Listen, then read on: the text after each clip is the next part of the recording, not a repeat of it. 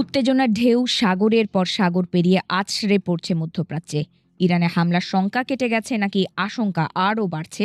ট্রাম্পের কথা আর পেন্টাগনের নীরবতায় অনেকেই মনে করছেন আপাতত যুক্তরাষ্ট্র ইরানে আক্রমণ করবে না, তবে সাই সাই করে ছুটে চলা মার্কিন রণতরী দিচ্ছে ভিন্ন বার্তা। মার্কিন বিশাল নৌবহর এরই মধ্যে মধ্যপ্রাচ্যে প্রবেশ করেছে।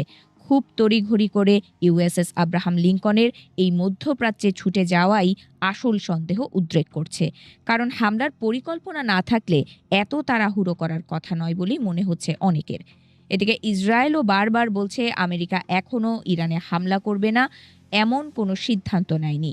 উল্টো তেল আবিব বলছে হামলার জন্য শতভাগ তৈরি মার্কিন নৌবহর। ইসরায়েলও সর্বোচ্চ সতর্কতা জারি করে রেখেছে। এই ডামাডোলের মধ্যেই ক্রমবর্ধমান মার্কিন ইরান উত্তেজনার প্রেক্ষাপটেই মার্কিন বিমানবাহী রণতরী ও তার সঙ্গে থাকা একাধিক যুদ্ধজাহাজ ইতোমধ্যে মধ্যপ্রাচ্য অঞ্চলে প্রবেশ করেছে। সোমবার যুক্তরাষ্ট্রের 2 জন সরকারি কর্মকর্তার বরাতে এই তথ্য জানিয়েছে বার্তা সংস্থা রয়টার্স। নিমিটেড শ্রেণীর পারমাণবিক শক্তিচালিত বিমানবাহী রণতরী ইউএসএস আব্রাহাম লিঙ্কন এবং এর সঙ্গে থাকা বেশ কয়েকটি গাইডেড মিসাইল ডেস্ট্রয়ার এখন যুক্তরাষ্ট্রের সেন্ট্রাল কমান্ডের আওতাধীন মধ্যপ্রাচ্য অঞ্চলে অবস্থান করছে।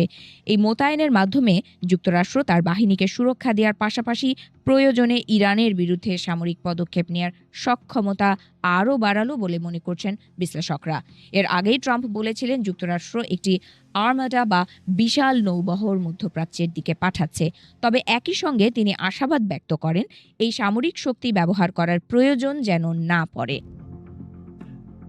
প্রাপ্ত তথ্যে জানা গেছে এসব যুদ্ধজাহাজ চলতি মাসের শুরুতেই এশিয়া প্যাসিফিক অঞ্চল থেকে রওনা দেয়। ইরানের সাম্প্রতিক বিক্ষোভ দমন অভিযান এবং মানবাধিকার লঙ্ঘনের অভিযোগকে কেন্দ্র করে যুক্তরাষ্ট্র ও ইরানের মধ্যে উত্তেজনা তীব্র হয়ে ওঠে।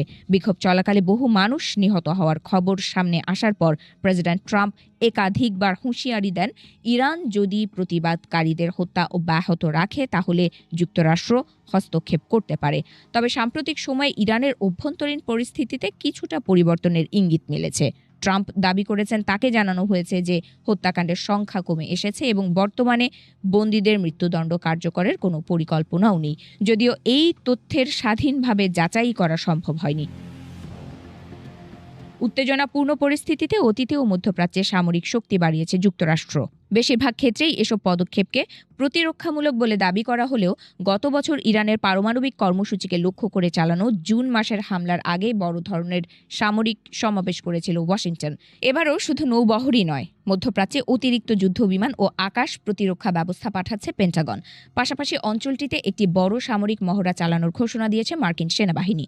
এই মহড়ার উদ্দেশ্য হিসেবে বলা হয়েছে দ্রুত যুদ্ধ ক্ষমতা মোতায়েন, ছড়িয়ে দেয়া এবং দীর্ঘ সময় তা বজায় রাখার সক্ষমতা প্রদর্শন। এদিকে ইরানও কড়া ভাষায় প্রতিক্রিয়া জানিয়েছে। দেশটির এক জ্যেষ্ঠ কর্মকর্তা হুঁশিয়ারি দিয়ে বলেছেন যুক্তরাষ্ট্রের পক্ষ থেকে যে কোনো হামলাকে তারা পূর্ণ মাত্রার যুদ্ধ হিসেবে বিবেচনা করবে। এই বক্তব্য নতুন করে উদ্বেগ বাড়িয়েছে মধ্যপ্রাচ্যের নিরাপত্তা পরিস্থিতি নিয়ে। অন্যদিকে গুরুত্বপূর্ণ আঞ্চলিক মিত্র সংযুক্ত আরব আমিরাত স্পষ্ট অবস্থান নিয়েছে। দেশটি জানিয়েছে ইরানের বিরুদ্ধে কোনো ধরনের শত্রুতামূলক সামরিক কর্মকাণ্ডে তারা তাদের আকাশসীমা, ভূখণ্ড বা জলসীমা ব্যবহার করতে দেবে না। যদিও আবুধাবির দক্ষিণে অবস্থিত আল ধাফরা বিমান ঘাঁটি দীর্ঘদিন ধরেই যুক্তরাষ্ট্রের একটি গুরুত্বপূর্ণ কেন্দ্র হিসেবে ব্যবহৃত হয়ে আসছে।